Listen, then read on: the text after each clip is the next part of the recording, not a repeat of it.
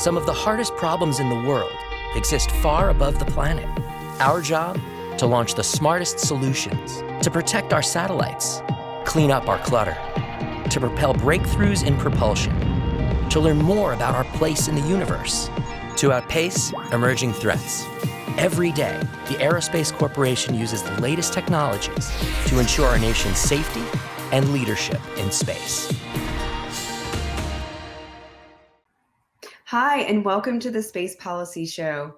As always, you can find us on Twitter using hashtag the Space Policy Show and on Vimeo using the chat box. We would also love it if you would sign up for our news alerts at aerospace.org/policy. Today's episode is on CubeSat confusion and takeaways from Industry Day with Dr. Mark Skinner and Dr. Andrew Abraham. Tracking small satellites, or CubeSats, can be especially challenging to space traffic management and space situational awareness. Many go unidentified for months after launch. In today's episode, we'll hear from experts Mark Skinner and Andrew Abraham, who have just wrapped up a widely attended industry day for CubeSat ID and tracking, hosted by the Aerospace Corporation. The Center for Space Policy and Strategy's Colleen Stover will be asking some questions about what they learned from the event, including challenges and solutions that can help inform regulators. Dr. Mark Skinner is a senior project leader for space traffic management at the Aerospace Corporation, supporting the development of civil and commercial STM. He's internationally recognized as a researcher in space object characterization and commercial SSA. He also supported the U.S. delegation to the UN COPUOS working group on the long-term sustainable use of outer space. Dr. Andrew Abraham's areas of expertise include orbital debris, reentry analysis, flight safety, early orbit operations, conjunction assessment, space situational awareness, and space traffic management. He also conducted research for NASA in the areas of microwave communications and spacecraft operations. Now, Colleen, I'd love to kick it over to you to get us started. Okay, thank you, Rebecca. Welcome, everyone. Today we have Mark Skinner and Andrew Abraham, and they've just finished up hosting a two-day event, the CubeSat ID and Tracking Industry Day, hosted by the Aerospace Corporation. And we're going to talk to them today about some observations they made from the event and some key takeaways. So thank you both for being here. You're welcome. Thank you. Yeah, your event. I'm going to rattle off some of the things from your sessions and panels. You had panels for NASA, U.S. government, Space Force, naval warfare. There were a couple international panels even. You had insurance, space safety, systems engineering, launch consolidators, industry. A very aggressive and impressive array of guests you had, and it really was far-reaching in terms of the people that you were able to bring together. So well done. We were very happy with the participation. Yeah, it's a multifaceted problem. You have to get a bunch of different people together that don't always cross-pollinate. And so, it was very important for us to get the people who fly CubeSats together with the people who have to track the CubeSats together with the people who have to regulate the CubeSats. And so herding all those cats is kind of the challenge here. Yeah, no one has the answer. So we had to get, everybody has a piece of the puzzle though. So we had to get everybody in the same room at the same time to, here's your pieces. Let's, what can we do with them? Put them together and get them to fit together. So. Yeah, well, I'm looking forward to some of the answers that you came out with. Yeah. So the goal of the day was to quote, to elicit industry and academia to come up with a novel and interesting solutions to the problem of tracking small satellites in orbit and to inform regulators. So I'd like to start first with let's laying out the problem, right? There've been a decrease in cost of satellites and launching. There's been an increase of the launch tempo in general worldwide. So what does that mean regarding small satellites? Andrew, can I start with you on that? Can you just kind of lay the problem out for us for people that are new to it? Sure, absolutely. Yeah. So the problem kind of is multifaceted as well. You have, lots and lots of CubeSat operators trying to deploy, some of them deploying large proliferated LEO constellations, some of them only trying to deploy one-off satellites. You have diversity of satellite owner operators. On one hand, you have very large companies trying to deploy a large number of CubeSats. And on the opposite end, you have high schools and even a middle school with very little experience trying to deploy and operate CubeSat. So the issue really comes down to, well, how do you track all these CubeSats? How do you identify which CubeSats belong to who in order to coordinate their behaviors and activity and make sure that they can all fly and operate safely in space? Yeah, one of our panelists, one of our speakers, called it three CubeSat Monty. You've got a bunch of CubeSats, but not limited to three, unfortunately. You've got a bunch of CubeSats up there. Which one's which? And if you can't identify them, it's very difficult for the owner-operator to contact their CubeSat. Likewise, if the CubeSat gets up there and it's not working, it may not ever be identified. And so you're left with, if you have 100 CubeSats launched at once, you might be left with 25 or so that are unidentified, at least for the first several months. And this is the nature of CubeSat confusion, which one's which. And it's hard to figure it out, especially if they're not working. So you have to do a couple things. One is make sure that they function, and two, have some way, if they don't function, to be able to tell which one's which. Yeah, and also to bounce off of that comment, I have to say that tracking and identifying CubeSats is obviously beneficial for the community, because you can try to coordinate, and if there's a satellite that's going to conjunct or almost collide with another satellite, you can try to notify both parties so that they can move away from each other. But there's also this other component to the problem, which is the satellite owner operators themselves need to know which satellite is theirs. There's been several situations that have occurred in the recent past where, in the first week or two of the satellite's deployment, the owner operator didn't know which satellite belonged to them. And so they try to point their antenna to communicate with a satellite that they guessed was theirs. And it turned out to be an incorrect satellite, and they were unable to communicate. And there's at least one case that I'm aware of where they, tried the trial and error methodology for so long that their satellite actually ran out of battery power and died on orbit. They were unable to recover the satellite during that brief week or two period of time. And so, it benefits both the community and the individual owner operator. Yeah, as somebody in the chat pointed out, unfortunately, with regards to space debris in the past, luck has been a large part of our strategy with space debris. And one of the reasons we held this event was we felt that going forward, we didn't want to have luck be a strategy for CubeSat. So we wanted to try to get ahead of the problem, fix it, come up with mitigation schemes for the community in advance of it becoming a huge problem. It's a small problem though, but thank you. Yeah, so besides the whole idea of there being, more objects in space and the problem of not being able to track them, and then what you mentioned about how they're not even identified sometimes for months. So what kinds of special considerations do small satellites or CubeSats need when, in terms of being able to track them?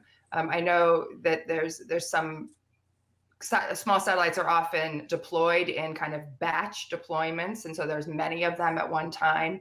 What kind of challenges does that offer space traffic management and space situational awareness? And then what kinds of special things might, in terms of solutions, what do you need to consider that's special about small sats as opposed to other larger satellites when thinking about solutions? Mark? So back in the day when you launched one satellite on one rocket, it was fairly straightforward to figure out which one was which was the upper stage, which was the payload. Even then, there's two ways you can do it, and sometimes it was done wrong. But when you're launching 100 satellites, and let's say 25% of them aren't being identified, that the number of labels and objects, it's an n factorial kind of problem, and it comes out to a few quintillion, which is a large number even by Washington DC standards. So what's the deal with CubeSats? One is that you're launching dozens, scores, 100 at once. When you have large satellites, the rockets can't carry that many, maybe 2 or 3. So yeah, you got this large number. Two, CubeSats are small by definition. They're 10 centimeters is the sort of the one of the dimensions. You might have a 10 by 10 by 10, or maybe 20 by 10 by 10, 30. You know, a 6U CubeSat is 6 by 10 by 6 by 20 by 10. So you've got these things that are small, hard to detect, and they don't have necessarily a lot of power. They don't have a lot of real estate to put things on. The folks that are building them oftentimes are doing it quickly with a low budget. So there are some things about CubeSat which make them wonderful in that they can be done quickly and less expensively. And they've opened new doors. The CubeSat revolution has opened new doors for new entrants into the space arena. Schools, middle schools, high schools, universities, lots of developing countries that haven't done anything in space before. So all of these factors, you know, in addition to not having space to put in redundant systems or the money to put in redundant systems, or using commercial off-the-shelf things because you want to test those, or because you can't afford the, you know, space qualified, radiation hardened kinds of things.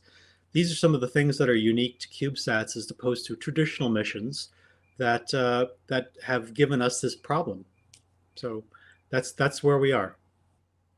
Okay, great. Yeah, thanks for that. So there were some solutions that hopefully came out of your 2-day event. I know that these kinds of things can be you know, tackled from different angles, from an approach of a systems engineering approach, or a technical solutions approach, or regulation and policy. So what kinds of, can you summarize some things that came out of the event that you'd like to share with people today? Let's talk a little bit about space domain awareness real quick, and how you actually gather an observation for a satellite. So the challenging thing about CubeSats is, you know, they all are pretty similar in terms of size and shape. So a 1U CubeSat is 10 centimeters by 10 centimeters by 10 centimeters. And if you launch more than a single 1U CubeSat, they all look the same to a ground radar. So, you know, the real question is, you know, how do you create a nameplate or a license tag that is associated with that particular blob on your radar screen? And so that's really where these solutions come into play. And they kind of fall into a couple different categories. There are some solutions that rely on an optical tag, either reflecting optical wavelengths of light, or reflecting some radar and trying to make the satellite look bigger. Or there's some technologies that will actually flashlight at you real quick. There's another set of technologies that will actually broadcast a little radio transponder beacon, and they can encode satellite identification and GPS signal as well. And so each different type of technology has their own sets of pros and cons, and there's no real clear winner in the market yet, but it's certainly something that is developing and we need to promote and keep our eye on. Yeah, I think that we've shown that there's a need. There's a definite need. The space community doesn't need dead CubeSats that are unidentified. It doesn't do anybody any good. So there's a regulatory desire to kind of get out ahead of this. The FCC has written about that in some of their notices of proposed rulemaking. The owner operators aren't happy with this because they worry about not being able to communicate with their CubeSat. And you know, there's a lot of heartbreak that happens when you have a mission that doesn't work at the beginning. And also you've got now there are nascent technical capabilities that are higher or lower in the technology readiness level. And so to put this all together, you've got this technology push, you've got a regulatory pull. And what I think has to happen, what I think we learned in the 2 days of this discussion, is that regulations need to occur, and we're talking about a light touch regulatory regime as opposed to a strict thou shalt kind of thing. And by doing that, by saying that you need to make your CubeSat identifiable, here are a number of ways you can go about doing it. It allows the CubeSat designer, the owner operator, the folks that are paying for it and have to do all the budgeting of various things, the ability to pull up a solution that fits with them. And by requiring this, because of the number of CubeSats, these solutions become part of the CubeSat ecosystem. They become part of the marketplace. And when they become part of the marketplace, they do a couple different things. Is one, there's more variety. They can be tailored to your mission. The cost comes down. You have more choice. Regulators are happy because they can, they don't have to tell you, and new entrants can come into the market by having this marketplace.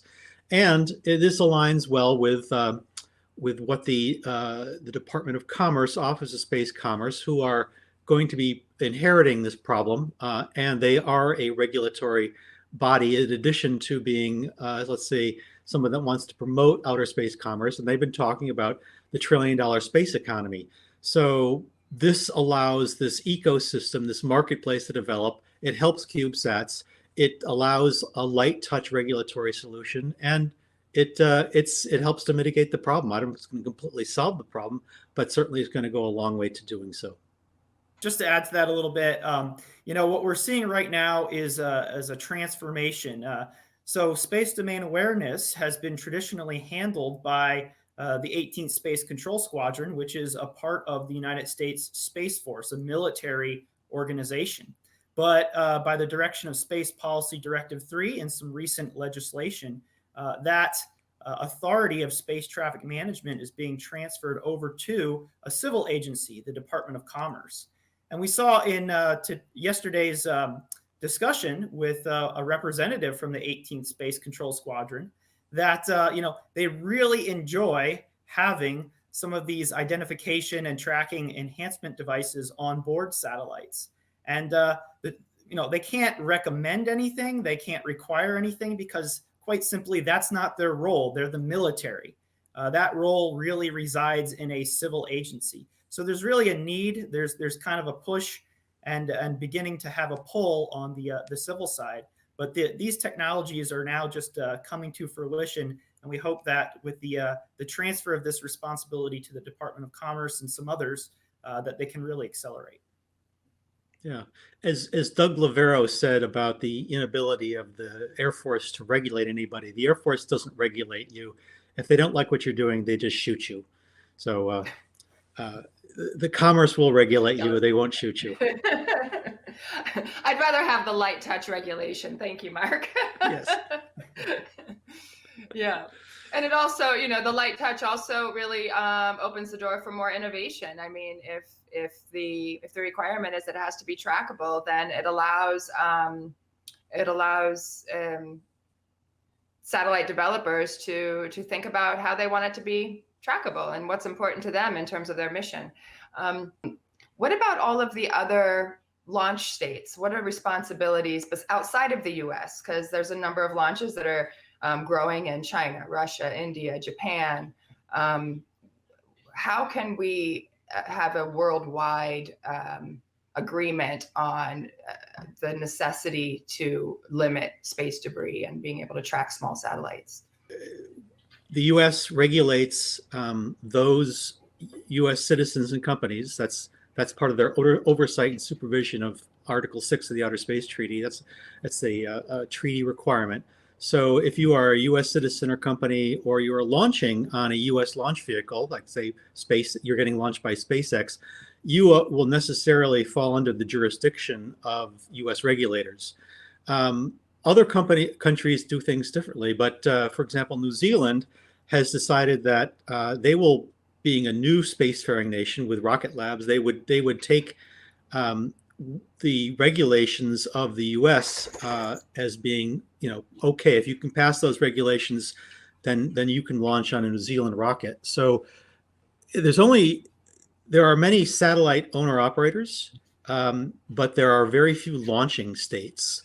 And so if the launching states get together, then you can easily take care of the 80% that's easy, shall we say, the 80-20 principle, where you're trying to get, if you got New Zealand, France, and the US together, you would have a lot of the covered via regulation, a lot of the launches that go on. And then it becomes, more of a multilateral kind of thing where you pull in India. And after a while, these things become the norm, where you're saying for CubeSats that this is the norm. And then you work through bilateral and via international fora like ISO and UN COPUOS and IADC, and you can get international agreement on these things and basically cover most all the launching states. I mean, North Korea may never come around on this, Iran may never come around to this, but we've dealt with the Russians and the Chinese, and they see if something is in their interest, they will certainly get on board with it. They were able to get on board in the UN COPUOS long-term sustainability guidelines. So I don't see it as having to shove anything down anybody's throat.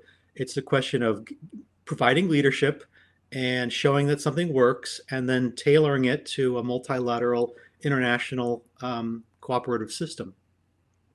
Should there be different regulations for small satellites or CubeSats that are launched by the commercial industry versus government versus kind of academia, science, experimenting, that kind of thing? Should CubeSats have different rules of the road compared to other spacecraft? And this is, I guess I'd have to say, there's a great debate on this.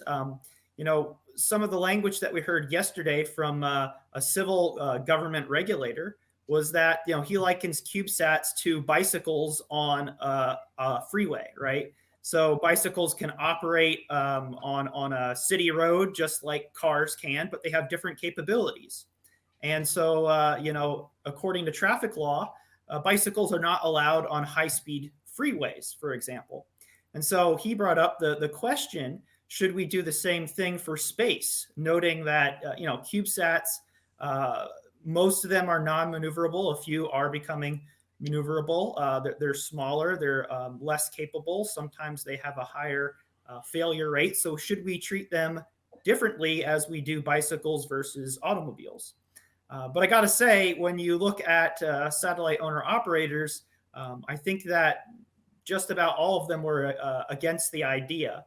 And they say that, well, we can invest in certain kinds of technology, for example, satellite identification and tracking, to allow us to operate much more safely and to allow us to operate with a lower level of technical background. For example, what do we have to do to allow a high school or a middle school to safely operate a satellite in space, given the fact that they probably don't have the most sophisticated technology and expertise? Great, thank you for that.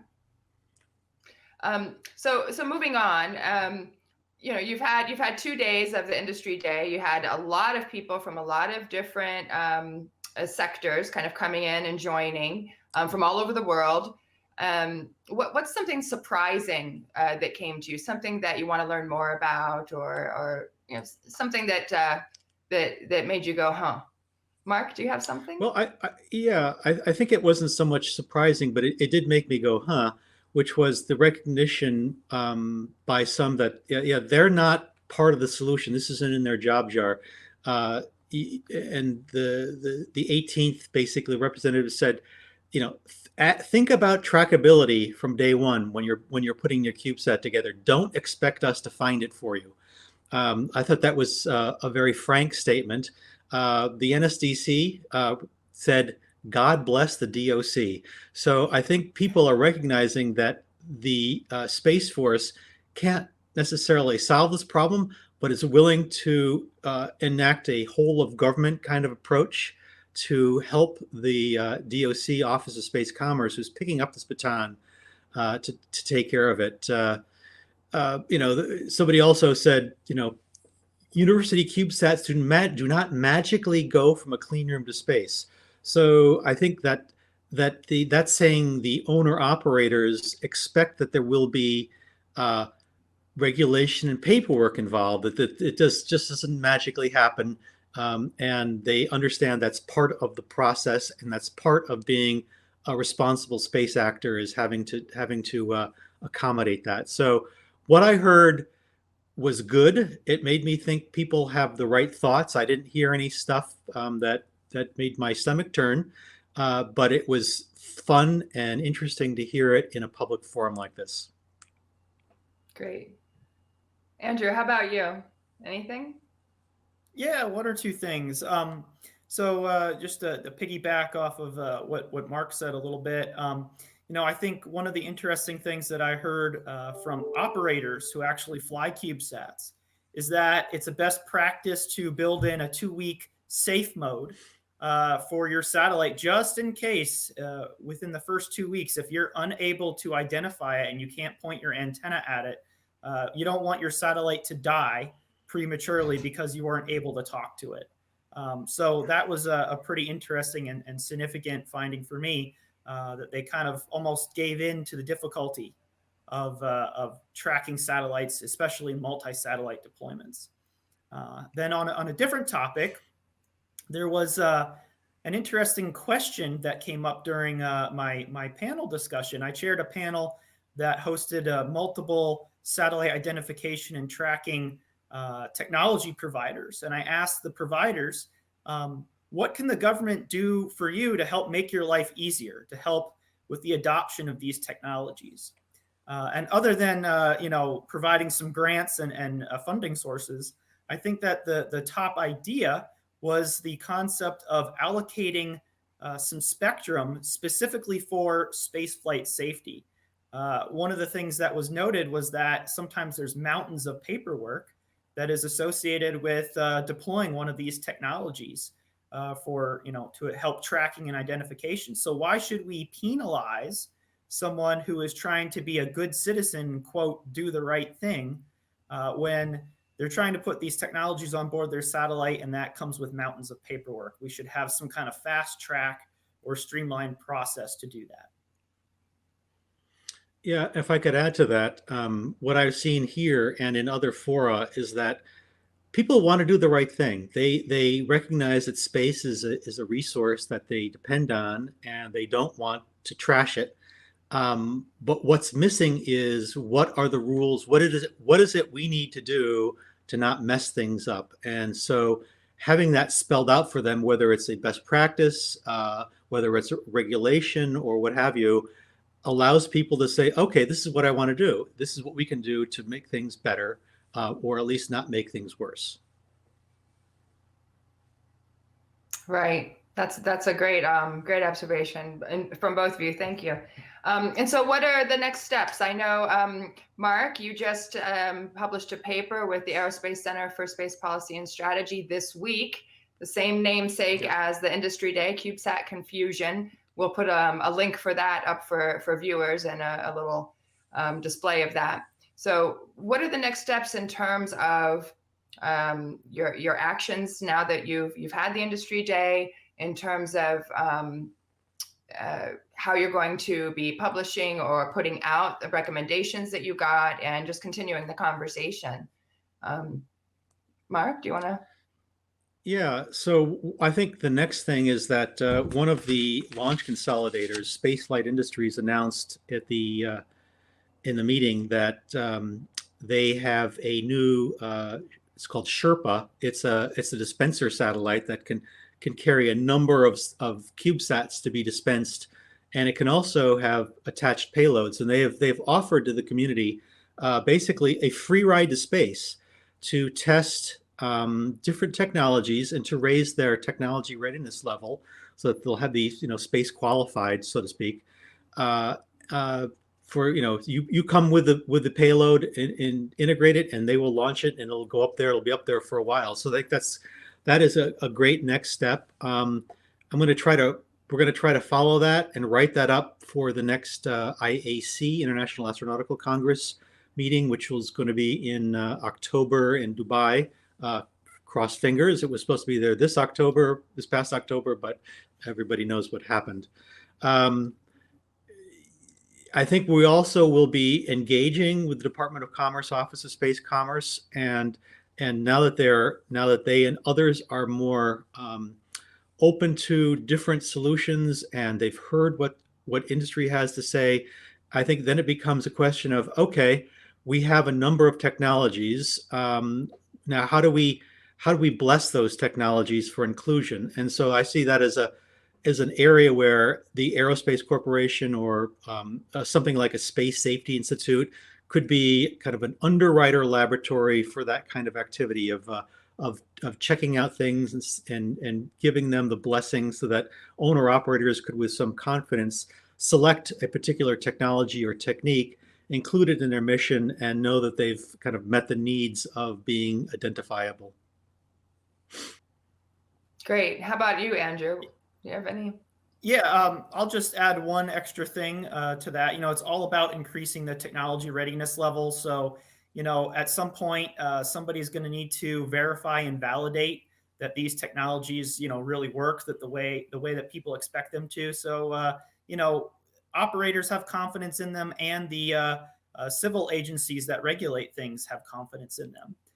But once you have these technologies and they're generating data, it's very important to take that data and actually integrate it into the space domain awareness system. And it may surprise you to learn that right now there's multiple GPS receivers up in space on several different satellites.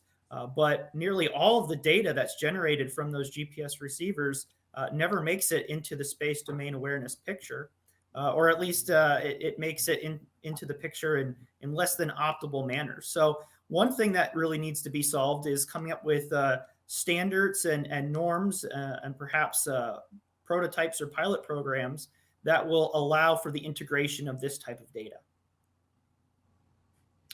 Well, great. Thank you both so much. I can't thank you enough. I've certainly learned a lot as a layperson. And congratulations on a really successful industry day. And thank you so much for taking the time to talk to us today and continue the fight on being able to track CubeSats and small satellites in orbit. It was my pleasure, and I'm sure Andrew feels the same way. Thank you. Absolutely, my pleasure. Take care. Back to you, Rebecca. Thank you so much, Mark, Andrew, and Colleen, for a great episode. And thank you to our production team, James Liggins and Sarah Pannoni, located in the Los Angeles area. As always, check us out on Twitter using hashtag The Space Policy Show, and sign up for our news alerts at aerospace.org/policy. We'll see you next week for another exciting episode.